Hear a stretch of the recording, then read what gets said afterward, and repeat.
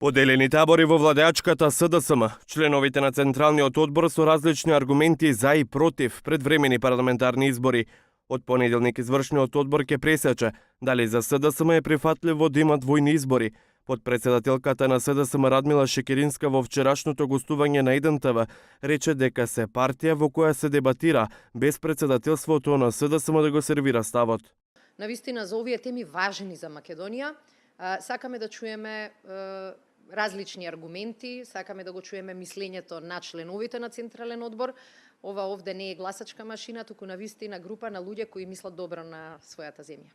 Мислам дека најголемиот дел од оние кои што дебатира се согласуваат дека ако размислуваме само партиски, нема дилеми дека во овој момент СДСМ треба да иницира, да побара, да обезбеди предвремени парламентарни избори, бидејќи и онака државата оди на председателски избори.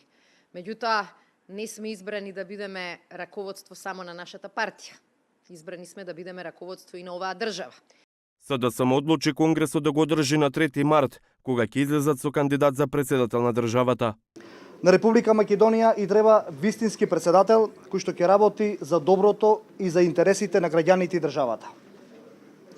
Централниот одбор донесе одлука за започнување на постапката за избор на кандидати за градоначалници за општините Дебар, Охрид и Ново село. Во седиштето не беше лидерот на СДСМ Зоран Заев, откако авионот во кој беше македонската делегација од Давос не слета на Скопскиот, туку на Софискиот аеродром, поради лошите временски услови. Како што 1 ТВ вчера објави, бугарскиот колега Бојко Борисов премиерот Заев го испратил кон Скопје со 3 джипа.